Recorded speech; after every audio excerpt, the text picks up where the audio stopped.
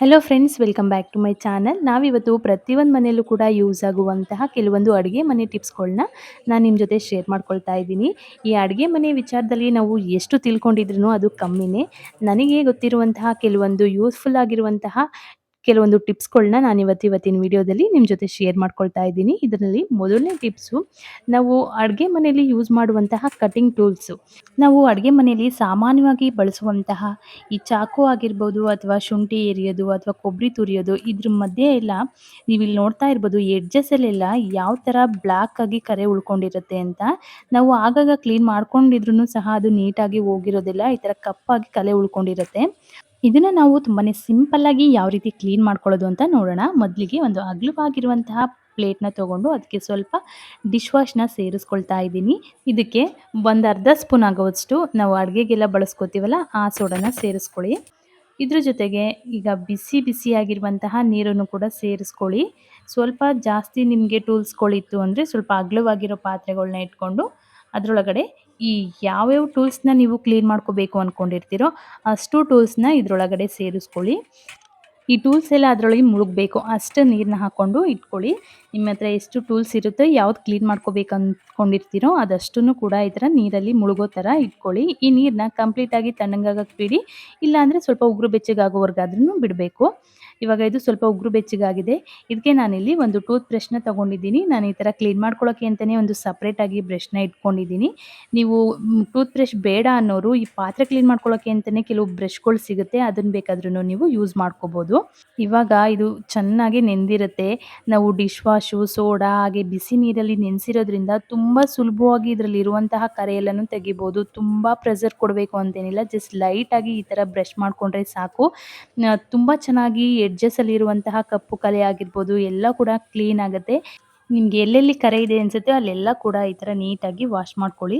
ನೋಡಿ, ಚಾಕುಗಳಲ್ಲೂ ಅಷ್ಟೇ ಮುಂದೆ ಎಲ್ಲ ಚೆನ್ನಾಗೇ ಇರುತ್ತೆ, ಈ ಎಡ್ಜಸ್ಸಲ್ಲಿ ಬ್ಲ್ಯಾಕ್ ಆಗಿ ಗ್ರೀನ್ ಆಗಿ ಇರುತ್ತೆ, ಅದು ಕೂಡ ನೀಟಾಗಿ ವಾಶ್ ಆಗುತ್ತೆ. ಈ ಥರ ಲೈಟಾಗಿ ಈ ಥರ ತಿಕ್ಕೊಂಡ್ರೆ ಸಾಕು.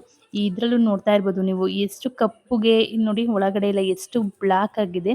ನಾನು ಇದೆಲ್ಲವನ್ನು ಒಂದ್ಸರಿ ತೊಳೆದ್ಬಿಟ್ಟು ನಿಮಗೆ ತೋರಿಸ್ತೀನಿ, ಮೊದಲು ಯಾವ ಥರ ಇತ್ತು ಆಮೇಲೆ ಯಾವ ಥರ ವಾಶ್ ಆಗಿದೆ ಅಂತ.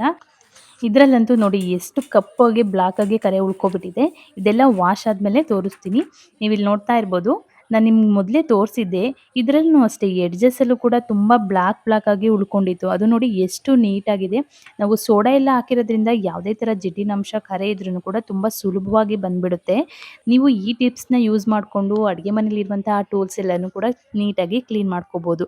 ನೋಡಿ, ಇದರಲ್ಲಿರೋದು ಅಷ್ಟೇ ಎಷ್ಟು ಬ್ಲ್ಯಾಕ್ ಆಗಿತ್ತು ನೋಡಿ, ಎಷ್ಟು ಚೆನ್ನಾಗಿ ಕ್ಲೀನ್ ಆಗಿದೆ ಅಂತ. ಈ ಟಿಪ್ಸ್‌ನ ಯೂಸ್ ಮಾಡಿಕೊಂಡು ನೀವು ಕೂಡ ನಿಮ್ಮ ಅಡುಗೆ ಮನೇಲಿರುವಂತಹ ಟೂಲ್ಸ್‌ಗಳನ್ನ ನೀಟಾಗಿ ಕ್ಲೀನ್ ಮಾಡ್ಕೊಳ್ಳಿ.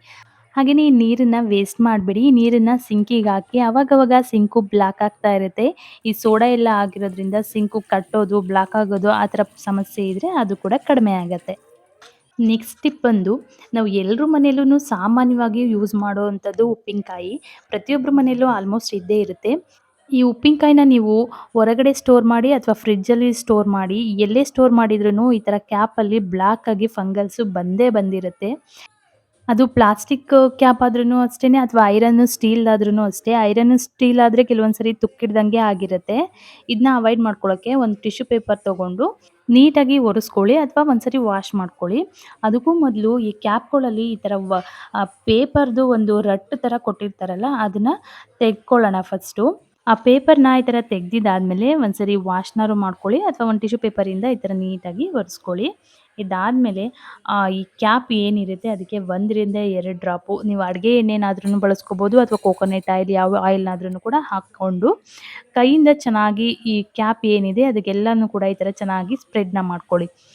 ಈ ಕ್ಯಾಪಿಗೆ ಈ ಥರ ಎಣ್ಣೆನ ಚೆನ್ನಾಗಿ ಸ್ಪ್ರೆಡ್ ಮಾಡ್ಕೊಳ್ಳೋದ್ರಿಂದ ನಾವು ತುಂಬ ದಿನದವರೆಗೂ ಇಟ್ಟರೂ ಕೂಡ ಕ್ಯಾಪು ಬ್ಲ್ಯಾಕ್ ಆಗದೆ ಇರೋ ಥರ, ಅಥವಾ ಫಂಗಲ್ಸ್ ಆಗದೆ ಇರೋ ಥರ ಅವಾಯ್ಡ್ನ ಮಾಡ್ಕೋಬೋದು. ಇದನ್ನು ನೀವು ಐರನ್ ಕ್ಯಾಪ್ ಆಗಿದ್ರೂ ಅಷ್ಟೇ, ಅಥವಾ ಸ್ಟೀಲ್ದಾಗಿದ್ರೂ ಅಷ್ಟೇ, ಯಾವ ಕ್ಯಾಪ್ ಆಗಿದ್ರೂ ಕೂಡ ಈ ಮೆಥಡ್ನ ನೀವು ಯೂಸ್ ಮಾಡಿಕೊಂಡು ಉಪ್ಪಿನಕಾಯಿನ ಸ್ಟೋರ್ ಮಾಡಿ ಇಟ್ಕೋಬೋದು. ನೆಕ್ಸ್ಟ್ ಟಿಪ್ಸ್ ಬಂದು ಅಕ್ಕಿಗೆ ಸಂಬಂಧಪಟ್ಟಿದ್ದು. ನಾವು ಈ ಥರ ಅಕ್ಕಿನ ಬಾಕ್ಸಲ್ಲಿ ಸ್ಟೋರ್ ಮಾಡಿಟ್ಟಾಗ ಕೆಲವೊಮ್ಮೆ ಜಾಸ್ತಿ ಅಕ್ಕಿ ಇತ್ತು ಅಂದಾಗ ಕಪ್ಪು ಹುಳ ಥರ ಆಗಿರುತ್ತೆ. ಕೆಲವೊಮ್ಮೆ ತರಬೇಕಾದ್ರೆ ಬ್ಯಾಗಲ್ಲೇ ಕೂಡ ಹುಳ ಆಗಿರುತ್ತೆ. ಈ ಥರ ಹುಳ ಏನೂ ಆಗ್ದೇನೆ ಅಕ್ಕಿನ ತುಂಬ ದಿನದವರೆಗೂ ಯಾವ ರೀತಿ ಸ್ಟೋರ್ ಮಾಡಿಡೋದು ಅಂತ ನೋಡೋಣ. ತುಂಬನೇ ಸಿಂಪಲ್ ಆಗಿರುವಂತಹ ಮೆಥಡ್‌ನ ಯೂಸ್ ಮಾಡಿಕೊಂಡು ಅಕ್ಕಿನ ತುಂಬಾ ದಿನದವರೆಗೂ ಕೆಡದೇ ಇರೋ ಥರ ಇಡೋದಕ್ಕೆ ಮೊದಲಿಗೆ ಈ ಥರ ಒಂದು ಟಿಶ್ಯೂ ಪೇಪರ್‌ನ ತಗೊಳ್ಳಿ ಅಥವಾ ಒಂದು ಕಾಟನ್ ಬಟ್ಟೆನಾದ್ರೂನು ನೀವು ತಗೋಬೋದು. ಅದಕ್ಕೆ 1 ಸ್ಪೂನ್ ಆಗುವಷ್ಟು ಉಪ್ಪು, ಹಾಗೆ ಒಂದು 5ರಿಂದ 6 ಕಾಳುಮೆಣಸು, ಸ್ವಲ್ಪ ಅರಿಶಿನ ಪುಡಿನ ಹಾಕ್ಕೊಂಡು ಇದನ್ನ ನೀಟಾಗಿ ಒಂದು ಪೊಟ್ನ ಥರ ರೆಡಿ ಮಾಡ್ಕೊಳ್ಳಿ. ನೀವು ಟಿಶ್ಯೂ ಪೇಪರ್ ಇಲ್ಲ ಅಂದರೆ ಕಾಟನ್ ಬಟ್ಟೆಲಿ ಕೂಡ ನೀಟಾಗಿ ಕಟ್ಟಿ ಇಟ್ಕೋಬೋದು. ಈ ಥರ ಪೊಟ್ನ ಥರ ರೆಡಿ ಮಾಡಿಕೊಂಡು ಇದಕ್ಕೆ ಒಂದು ರಬ್ಬರು ಅಥವಾ ಒಂದು ದಾರ ಏನಾದ್ರೂ ಕೂಡ ಸುತ್ಕೋಬೇಕು ಟೈಟಾಗಿ. ಈ ಥರ ರಬ್ಬರ್ ಹಾಕ್ಕೊಂಡು ಒಂದು ಪೊಟ್ನನ ರೆಡಿ ಮಾಡ್ಕೊಳ್ಳಿ. ಇದನ್ನು ತೆಗೆದು ಅಕ್ಕಿ ಡಬ್ಬದೊಳಗಡೆ ಇಡೋದ್ರಿಂದ ಅಕ್ಕಿಯಲ್ಲಿ ಹುಳ ಆಗದೆ ಇರೋ ಥರ ಸ್ಟೋರ್ ಮಾಡಿ ಇಟ್ಕೋಬೋದು. ಹಾಗೆಯೇ ಕೆಲವೊಂದು ಟೈಮು ನಾವು ಜಾಸ್ತಿ ಅಕ್ಕಿಗಳನ್ನ ತಂದಿರ್ತೀವಿ, ಅದನ್ನು ಸ್ಟೋರ್ ಮಾಡಿರ್ತೀವಿ. ಅಂಥ ಟೈಮಲ್ಲೂ ಕೂಡ ಇದು ತುಂಬಾ ಯೂಸ್ ಆಗುತ್ತೆ. ನಾವು ಎಷ್ಟೇ ಅಕ್ಕಿ ತಂದಿದ್ರೂ ಈ ಥರ ಒಂದು ಪೊಟ್ನನ ರೆಡಿ ಮಾಡಿ ಅಕ್ಕಿಯಲ್ಲಿ ಇಡೋದ್ರಿಂದ ತುಂಬ ದಿನದವರೆಗೂ ಅಕ್ಕಿ ಹಾಳಾಗದೇ ಇರೋ ಥರ ಸ್ಟೋರ್ ಮಾಡ್ಕೋಬೋದು. ಇದೊಂದು ತುಂಬಾ ಯೂಸ್‌ಫುಲ್ಲು, ಟ್ರೈ ಮಾಡಿ. ನೆಕ್ಸ್ಟ್ ಟಿಪ್ ಬಂದು ಈ ಸಿಸರ್‌ಗೆ ಸಂಬಂಧಪಟ್ಟಿದ್ದು. ಈ ಸಿಸರು ತುಂಬಾ ಮೊಂಡ ಆಗಿರುತ್ತಲ್ಲ, ಇದನ್ನು ಯಾವ ರೀತಿ ಶಾರ್ಪ್ ಮಾಡ್ಕೊಳ್ಳೋದು ಅಂತ ನೋಡೋಣ. ನಾವು ಎಲ್ಲರ ಮನೆಯಲ್ಲೂ ಟಾಬ್ಲೆಟ್ಸ್ ಅಂತೂ ತಂದೇ ತಂದಿರ್ತೀವಿ. ಆ ಟ್ಯಾಬ್ಲೆಟ್ಸ್ ಖಾಲಿ ಆದಮೇಲೆ ಈ ಥರ ವೇಸ್ಟ್ ಕವರ್, ಖಾಲಿ ಕವರ್ ಇರುತ್ತಲ್ಲ, ಈ ಕವರ್‌ನ ತಗೊಂಡು ಈ ಚಾಕನ್ನು ಯಾವ ರೀತಿ ಶಾರ್ಪ್ ಮಾಡ್ಕೊಳ್ಳೋದು ಅಂತ ನೋಡೋಣ.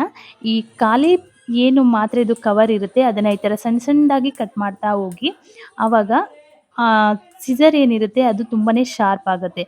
ನಾವು ಈ ಥರ ಕವರು ವೇಸ್ಟ್ ಮಾಡೋದ್ರ ಬದಲು, ಸುಮ್ಮನೆ ಬಿಸಾಕೋದ್ರ ಬದಲು ಈ ಥರ ಯೂಸ್ ಮಾಡಿಕೊಂಡ್ರೆ ತುಂಬಾ ಚೆನ್ನಾಗಿ ಈ ಸಿಸರ್ ಅನ್ನೋದು ಶಾರ್ಪ್ ಆಗುತ್ತೆ. ತುಂಬಾ ಯೂಸ್‌ಫುಲ್ ಆಗಿದೆ. ನೀವೊಂದ್ಸರಿ ಟ್ರೈ ಮಾಡಿ. ಈ ಟಿಪ್ಸ್‌ಗಳು ನಿಮಗೆ ಸ್ವಲ್ಪನಾದ್ರೂ ಯೂಸ್‌ಫುಲ್ ಆಗಿದೆ ಅನ್ಕೋತೀನಿ. ಈ ಟಿಪ್ಸು ನಿಮಗೆ ಏನಾದರೂ ಯೂಸ್‌ಫುಲ್ ಅನಿಸಿದರೆ ಶೇರ್ ಮಾಡಿ, ಲೈಕ್ ಮಾಡಿ, ಹಾಗೆಯೇ ನಮ್ಮ ಚಾನಲ್‌ನ ಸಬ್ಸ್ಕ್ರೈಬ್ ಮಾಡ್ಕೊಳ್ಳಿ.